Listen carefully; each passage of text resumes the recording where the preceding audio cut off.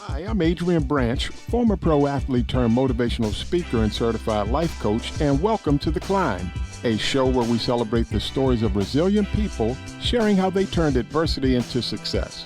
From the business sector to athletes and beyond, be inspired and learn what it takes to climb.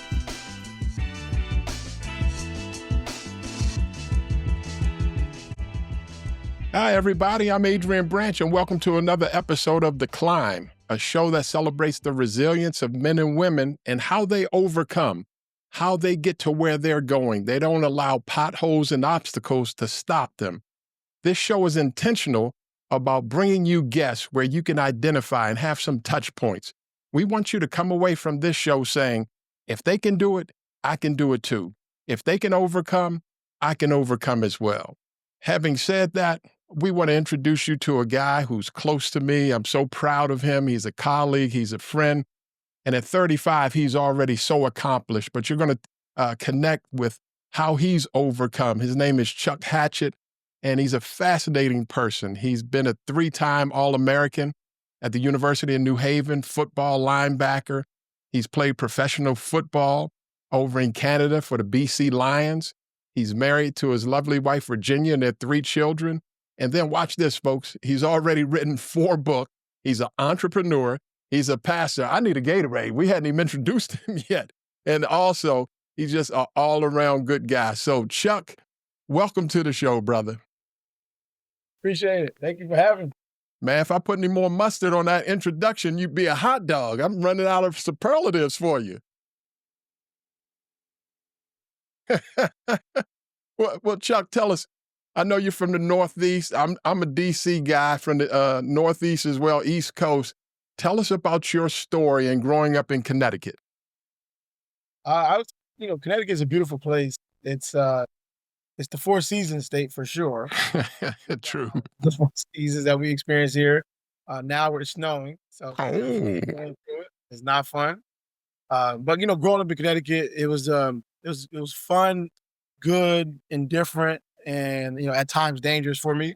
I lived in Bridgeport, Connecticut. Not sure if anyone knows where that's at, but they look at Connecticut's little dot on the map, and then you open that up a little bit, and it's the biggest city in Connecticut, if I'm not mistaken. And Bridgeport is known for a lot of the bad things that happened there. It's not known for all the great things that used to happen back then, because Bridgeport was known for a lot of great businesses that used to thrive there. And the academic system was pretty good too, but today it's not so much. So I grew up in the projects, and to a single mother. My mom, she was only 14 years old when she had me, and we lived in a 3-bedroom, 1-bath project housing apartment for several years. And I was with my grandmother and my aunts and my uncles and my great grandmother who lived with us at the same time. And it was a lot of fun in that house, but the house was definitely packed. And it was not easy to find a place to sleep.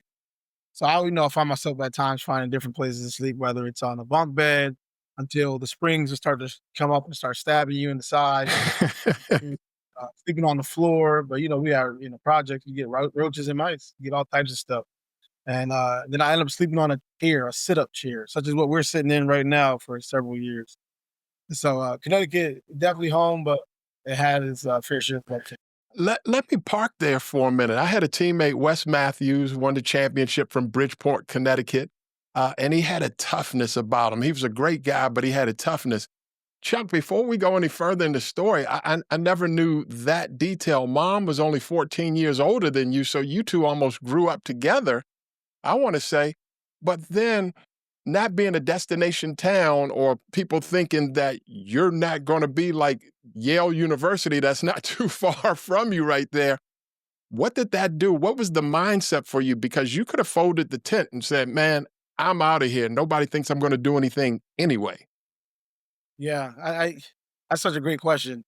It was very tough to have a strong mindset, and one, to get me to where all the accolades that you just named. Because in the projects, we would hear from other guys that were drug dealers, gangbangers, and they would see me doing little workouts outside because we didn't have no room to put like weight room set. So I would work out with the weight room set outside in the projects in the back, and it would get rusted because the rain would come on it. but I'll still use it anyway. My hands are turning orange. One of the things I would hear all the time saying, yo, listen, Chuck, you should just stop because no one makes it out of here. Wow. You should stop. Wow. Also, when you do something pretty good, people just, glance over it like, that's nothing. Who cares? So there wasn't much encouragement. And also there was a lot of, downplaying of all the things that you were trying to strive for. But, I had a great, great family. My mom, she was my biggest cheerleader most of my whole life. Now, I would say mostly because my wife is my biggest cheerleader now. And my uncles were big athletes. Uncle Andre, he played football. My Uncle Glenn played track, and they were always there at a lot of my games and rooting me on and pushing me forward. So I want to jump ahead. So this is an interesting story. You were able to accelerate and be in position for a scholarship for Oregon. However, it was a heartbreaking story because of one class. You had to come back home. Tell us about Oregon and going all the way from the East Coast to the West Coast and then coming back east. So it actually goes a little bit farther back. So coming out of high school, I was a 4-star linebacker. So it's pretty good. I got offered about 60 or so full scholarships from various schools such as Oklahoma, Virginia Tech, UVA, a lot of different schools, a lot of great schools. And I couldn't accept one of them because I didn't have the right grade coming out of high school. So I had a great SAT score, but I did not have the right GPA to mix with the SAT score. So I chose to go to a junior college in California, Santa Monica. Shout out to Coach T, who's in heaven right now. Mm. And, so we went over there and had the opportunity to make a name for myself again. And now all the schools are coming back. And so there was a war between a virtual war, I would say, between Kansas City, the Kansas State University and University of Oregon. Of course, I chose Oregon because they got the great uniforms, all that stuff. Uh-huh. And Uncle Phil Knight, don't forget the NILs before it was popular. Okay. Uh-huh. So I chose to go to Oregon, get there. They wanted me to come in because they wanted a veteran type of guy to help them get back into that championship. And I was, slated to start, but my transcripts got there and they checked my transcripts. I ended up failing calculus for the second time. And they sent me back home. They said, you're on academic probation, and the one of two things only can happen. Either A, you stay here, but you got to pay for the whole semester. Wow. B, you get back home and you get your grades right at your local community college and try and earn your scholarship back. You don't. It's not waiting for me, but you can try and earn it back. And of course, I'm from the project. I had no money at. Mm-hmm. I went home and I went to the local community college, Housatonic, and I did well. Did really well actually. I got on the dean's list. I took 17 credits that fall.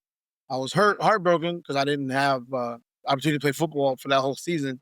And I called back and they said no. They said we would rather take a guy that's a freshman and we have him for 5 years and turn him into you over the course of 5 years instead of having you for only 2 football seasons. Stay there for a second. So you're coming out, again, with respect, 14-year-old mom, Bridgeport, Connecticut, and you've got to grind. You finally get to Oregon. It's nice to be wanted. Kansas State, Oregon, Power 5 teams. It's nice to be wanted. You get there, second time calculus, you're trying, and it failed. You were rejected, and then you finally overcome. For the listeners, tell us, what was your mindset? What was the steps? What was your self-talk? Were you saying, man, that's not the end of my story. That's not the end of my story. How did you overcome that again? Because this is what this show is all about, Chuck. Oh yeah. So, I don't think at the beginning I thought to myself that this isn't the end of my story. I definitely was. I was hurt, very hurt by the decision that had transpired, and I didn't know what to do, but I knew that I had to do something. And my mom, she told me right to my face. She said, "Look, this is not over. You will get through this." And I didn't believe her at that time. Parents, they say all the cute things. They're supposed to say that. And I'm her only kid. I'm the only child. So Oh. I'll say these things. But she was right. And all I had to do was, wake up, grind a lot harder than the next person, and grind a lot harder than I've always have. because that was the way my life had to transfer. So you weren't afraid of hard work at the time. You weren't afraid of that grind. No, that's how I grew up. I grew up like that, and my mom, she instilled that strongly into me, and it didn't matter to me at all. I was excited to. People think that because I was a good football player, it's because I was blessed with a lot of talent. Yes, that's a part of it, but I had to work so hard to really, get to a high level where I can be sought out by these high schools and then even from play professionally as well. So I just worked hard every single day. I worked out like I do now 3 times a day. And now you came back home, University of New Haven, and then was a 3-time All-American linebacker. Yes. Yeah. So I was a preseason All-American, went All-American each year, all the years that I was there. And they brought me there when they brought the program back. That program, Oh, okay. The program wasn't even in existence at the time. they didn't have a football team since 2000 or something like that. If I'm not mistaken. I think it's been on hiatus for like 8 to 10 years. Got it. And they finally brought it back to the NCAA. And any team that's new to the NCAA, there's Probation. Okay. Oh, I'm sorry, I cut you off. I thought it was probation. Anytime it's new, you got a hold for a year. So I cut you off. I'm sorry, Chuck. Say that one again. They actually did. They did the whole year. You're right. Okay. Probation. They brought me in for the actual season. So when I came, they were ready to start their regular first season in the NCAA. And that means that a team should be terrible for it. It should be completely terrible, right? I get there, and we had a pretty decent team. We win every game, undefeated. We're undefeated. Go to the playoffs. Our coach goes head coach of the year. I'm the number 1 linebacker in the country. I lead the country in tackles, and our defense is number 1 defense in the country for 7 weeks, and then we dropped down after losing the first round of the playoffs to like rank number 5. What now? At the same time, there's some parallel things because you're no dumb jock. You're sitting there getting your education, and it is in nutrition and psychology or so. So tell us about that parallel experience because, as athletes, a lot of times basketball, you play for 2 hours and you have 22 hours all to yourself. Football, outside of all the training, you train for 4 hours and then you've got 20 hours all to yourself.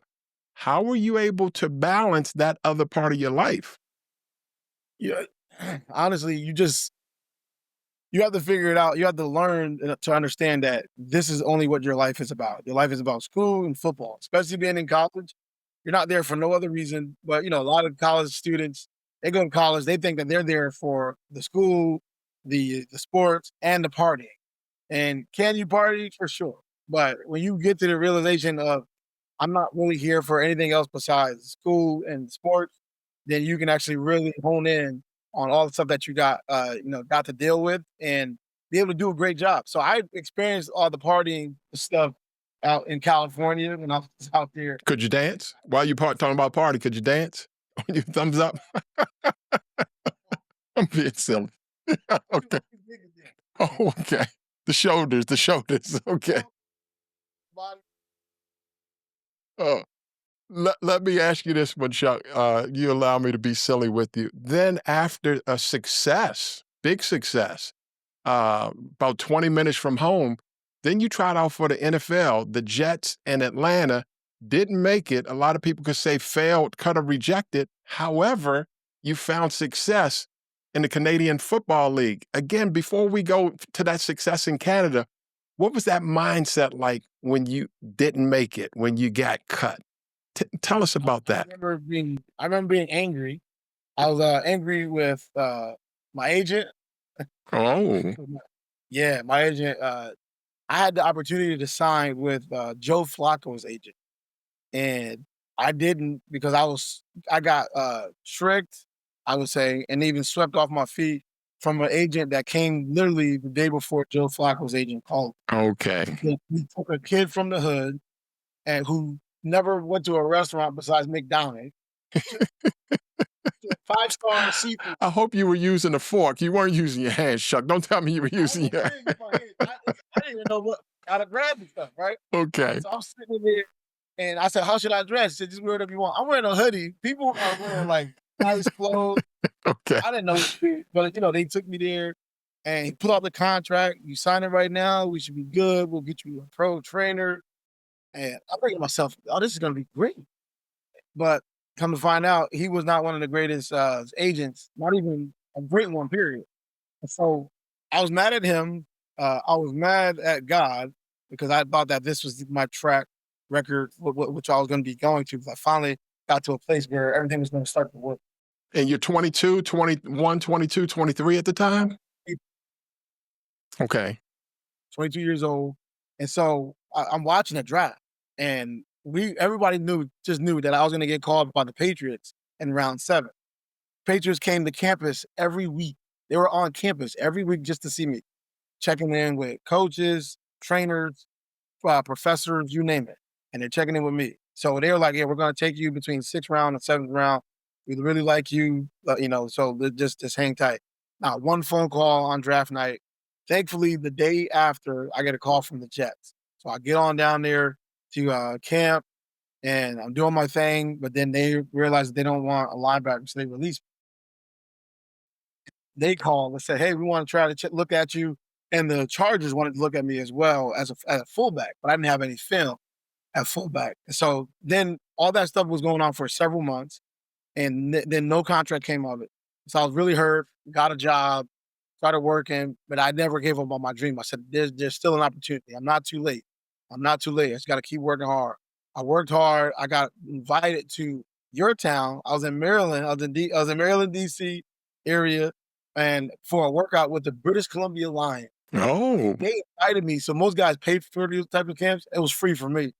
And they were expecting me to show out, and I actually did. And they called me that same week when I went to church. I'm sitting in church service, and I get a phone call, run to the bathroom. They said, we sent you this contract. You got to sign it. It was a really nice contract, and they flew me over. And all rookie honors. You had big success there. Yes, sir. Yes, sir. Yeah, helped us win a really big game out in Calgary, and a couple sacks on quarterback. I led the league in tackles, especially that week, and it was huge. It was really huge. Let me pivot real quick. So after your playing career, this is when it really gets interesting because all of a sudden you're a young guy, but you're still an entrepreneur. When did faith come into play, or you always were sensitive to the things of God and the people of God? And then where, since being 35, and I say this in celebration, for the next 12 years, how were you able to write 3 or 4 books, to get married and raise beautiful daughters? And remember, tell her Uncle A says, shoot it every time. Tell Charlotte, shoot it every time. There you go. Pass later. But how were you able to simultaneously, through the heartbreak, continue? I think about this real quick to this point, Chuck. They say pick your grind. You're either going to grind for success or you're going to grind in heartbreak and rejection. And I'm hearing your story, and you're not afraid to grind from college, from Bridgeport, from heartbreak, from not being drafted, to having the wrong agent. I had that myself. I had a hockey agent that didn't know anything about basketball. But you continue to pick the right kind of grind. So tell us about after that, and you got into the ministry, and man, you have just been blowing it out. Yeah, I've been grateful to grow up in a family where they dragged us to church, I would say. My grandma didn't play that. She did not play that at all. We couldn't even watch cartoons. Uh-huh. Preaching on TV first for 30 minutes, and then we can watch a cartoon. And so I grew up, I believe that I was sensitive to the things of God for sure, but I was not a Christian.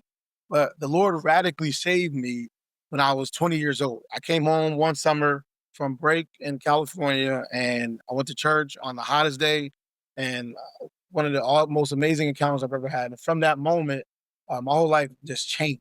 Could you say as much without being weird or spooky or so?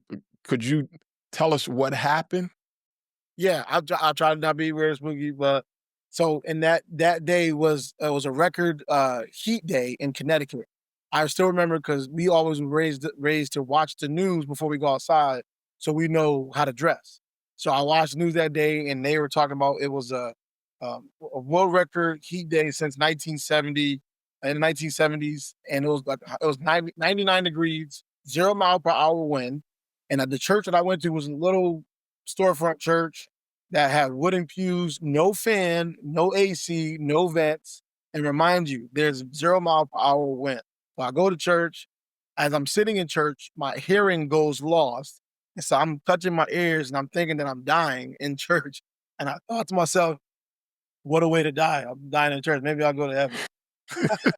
And so and then within moments, I feel this presence come around me. And then the book starts flipping in my lap like this. And it slams on Psalm 1. And that's why I take the Wow. time to identify that.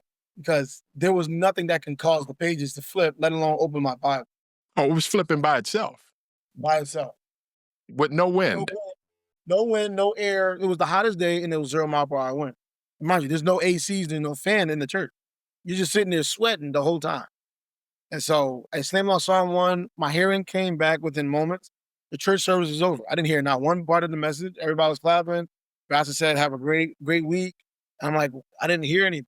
I don't know what's going on. So I started reading that scripture and the Lord was affirming me, but rebuking me at the same time. Mm. Blessed is he who does not walk, sit, or stand with the sinners. And, that's what I was doing.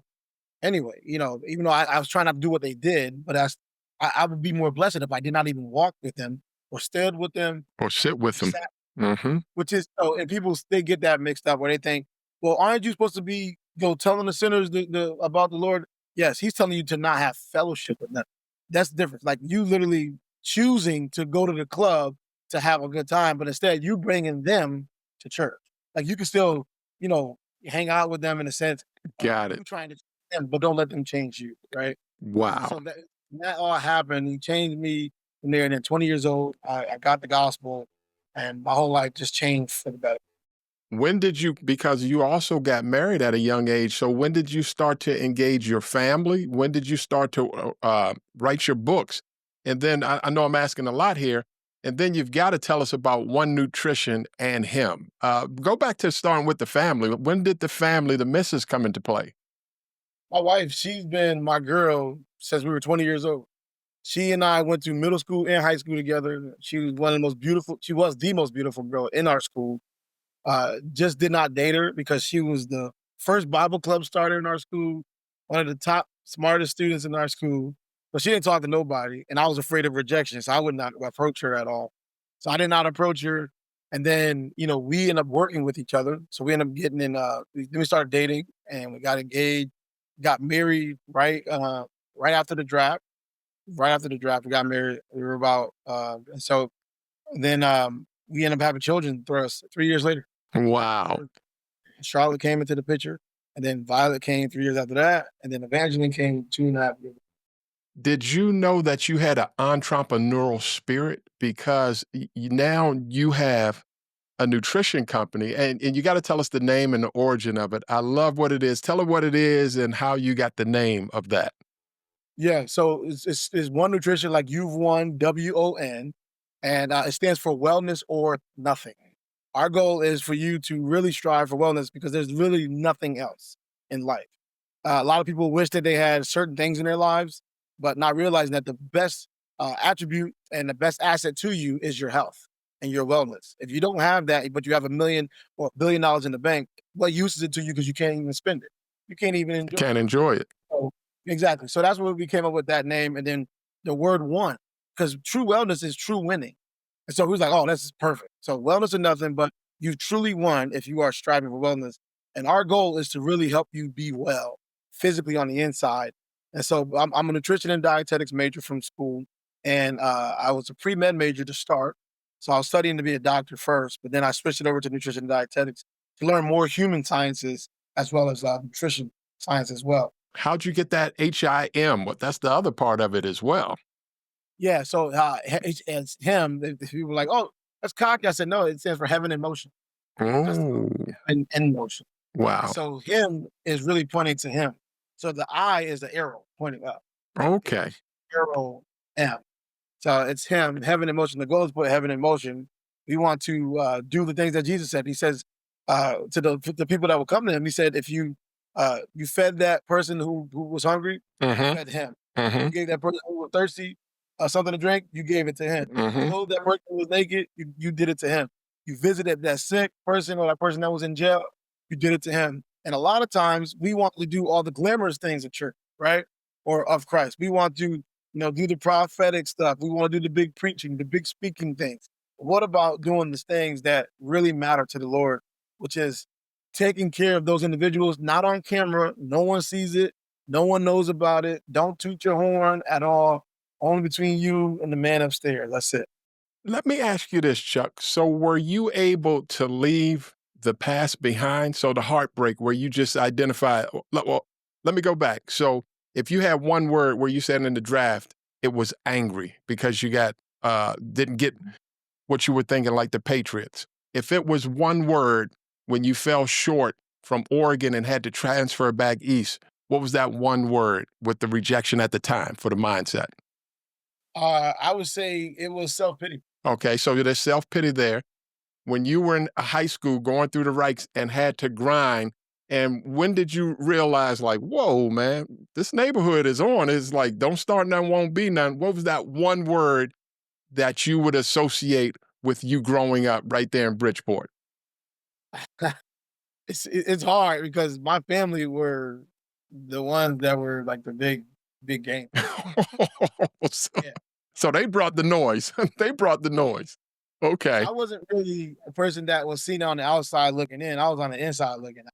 Got it. So I watched trying get made. I watched people get shot, all types of stuff. So, for me, I was always told by my mom, my mom didn't play that, said, you will not be like so and so. Got it.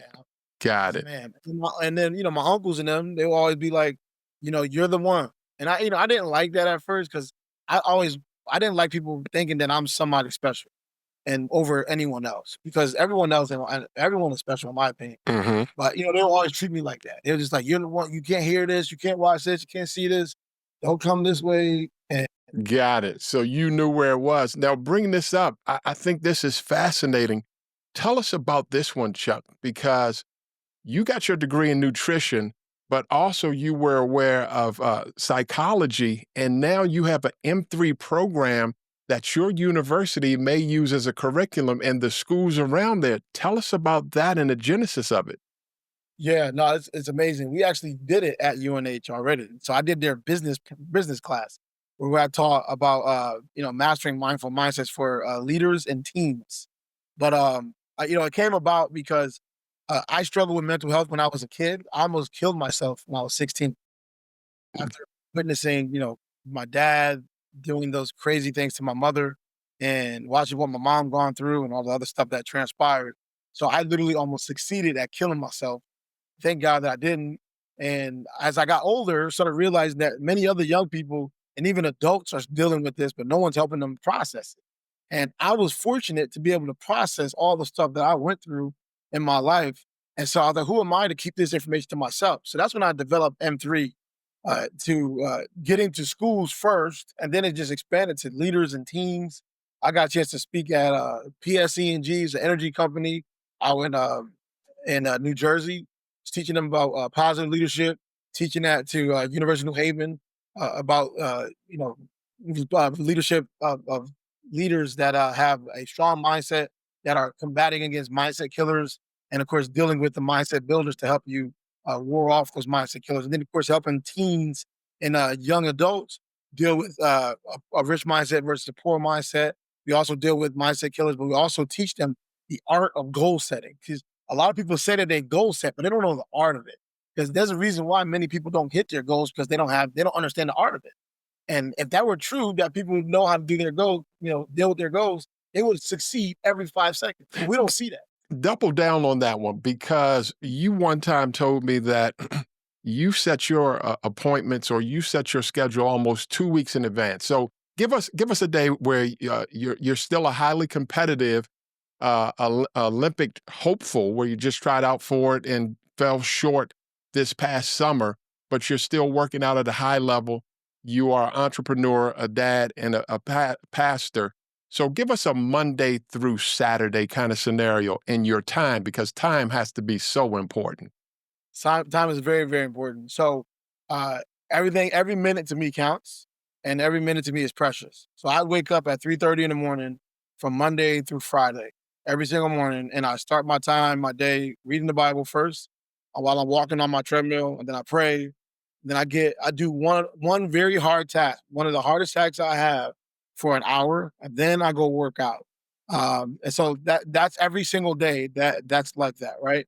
But then there's at least 4 days out of the week that I'm reaching out to individuals to to encourage. Number one, and then the other part is there's always, I give myself between 9 and 9 hours and 8 and 9 hours to do work, whether it's certain business work or speaking in somewhere in some capacity for that matter. But my kids, I play with them about 5 or 6 times a month, so I make sure that's scheduled because that's so important. And obviously, there's three of them; they don't necessarily need dad to play in their playroom all the time.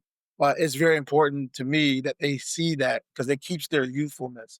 And then my wife and I, we go on dates often, several times a month, and we have talks every single night. So she and I will get together after putting the kids to sleep, and we'll have these elaborate conversations. Some of them funny, some of them are serious, not in like serious between us, but about something that happened in the day or whatever. And it's interesting, just paying off that point with you and the missus, that you guys also have fellowship with other young couples at your house, so much so that you got to shoo them away sometimes about that one and the leadership that you have. Yeah, yeah, we would mentor a lot of people that our age range, or a little bit younger, and they'll just be at the house. But it was always like that when I was doing youth ministry back in the day. We started doing that. We realized that true leadership can actually happen if someone follows you and knows your regular day to day. I can teach you leadership until the cows come home, but unless you're someone that really gets it, which there's only a few in each group that will really get it, I really need you to be with me to see. And so we did that with people our age, young adults, uh, and it's been awesome. We'll get about like 40 or so coming over the house, feed them, teach them, get a whole bunch of good open-ended question and answering, and then people hang out and do whatever. Usually summertime they sticking around in the pool or something like that. Let me ask you this one, Chuck. I wrote this one down, and I'd love to hear your response and your answer to it. It might be one and the same. The first one is, how has failure shaped you? And the other one is, what's the most important lesson you've learned in your life? So one is, how has failure shaped you? And what's the most important lesson you've learned in your life? Yeah, I would say failure has shaped me to understand that it's only failure if you give up. So there's no such thing as failure to someone who keeps going. It could be a changing of a direction. It could be a shifting of gears, but there's no such thing as failure to an individual that never gives up. So that has changed my way of thinking, of understanding. Whenever I have a setback somewhere, that's just an opportunity for me to learn more and to develop more and to get. Yeah, I like that because you had a quote. I wrote down one of your quotes. Growth isn't about failure, but what you learn in the process. What are you becoming? That's right. Exactly. And the other question you said failure and then what was the last one? Yeah. What's the most important lesson you've learned in your life? Yeah, I would say the the best one that I've learned in my life is discipline. Discipline is everything. If you have discipline, you can literally win at every aspect of your life. Discipline in your eating, you will have better health, and of course, better body. Right? Discipline with your time as far as how you spread it out. Discipline in your relationships. Discipline in your training if you're an athlete. Discipline on your job. Discipline is the greatest asset to any person, and everyone has it, but not everyone doesn't use it. And so I choose to use it every single opportunity that I get. Few more questions before we shut it down because you have just been on fire. First 35 years in the book and All American, as we mentioned, you've been an author, and now they're using that in your curriculum and the state of Connecticut that you're so proud of. What does the next 5 to 10 years look like for Chuck, Lord willing? Lord willing, I'm not too sure, but I do know one thing: if I'm still alive and if I'm still healthy, it's gonna look good. I'll tell you that right now. Uh, the things I'm striving for, I probably will have several more books out there. In 5 to 10 years, my oldest daughter should be about 15 years old at that time. And so I'll probably be doing a bunch more Uber driving with my kids. So you got to stay in shape, keep up with the I gotta kids. stay in shape, and I'm always around. So my kids never feel the absentee father. They know that their dad smothers them so much to the point where my oldest daughter a lot of times says, "Dad, can mom take me to my basketball game? You always have to take me." I'm like, I'm always going to take you. So you're not going to give my job up to your mother.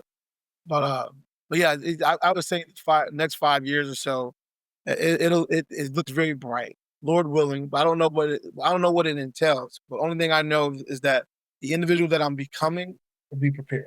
Oh, I'm loving that. I'm loving that. Chuck, this has been fantastic. Where can the listening audience find you? Where can they find your books? Where can they find you if they're looking for you online? Yeah, they can go to chuckhatchett.com. Simple, just my name, first and last name, chuckhatchett.com. They can find my books. They can find the M3 curriculum on there. They can sign for the newsletter. We'll be sending out a bunch of free stuff, just to help people, encourage people. The books right here, this is the one that just came out, Where is God in My Sport? Give us a bullet point. What is that one, Chuck? Give us a bullet point. This one is a athlete's devotion, 100 days. So usually there's 100 days in the sport from preseason all the way to championship. And this will help encourage you to discover where the Lord is in your sport, because he's always. All right, give me the heading. Number 24, that's my basketball number. Look at number 24. What do you say as a bullet point for number 24? Day 24. What do you say on that one? Real quick. Day 24 says. Just a bullet point. Divine assurance. Ah, I like it. I like it. Divine. Well, Chuck. This one right here as well. So retrofit. So they can get this. Chuck, you are special. You are as good as advertised. You are the real influencer. It's not those celebrity hubbubs, big mouths. It's guys like you that never quit and keep going. Thank you so much for coming on here today, man. You are a blessing, and thank you for being a colleague and a friend. I appreciate you. Seriously. Thank you so much. Well, folks, you've heard it. That's Chuck Hatchett, and look him up. You can find him. He's the real deal. And really, if you enjoyed this show, go to adrianbranchspeaks.com or find us at Adrian Branch Speaks on the website and have a good time with the podcast as well. You can find the Climb podcast wherever it's available. Again, adrianbranchspeaks.com, and look on the social web at Adrian Branch Speaks. It has been awesome. We sure appreciate you. And for my climbers out there, remember this: be encouraged and keep climbing. We'll see you next time, everybody.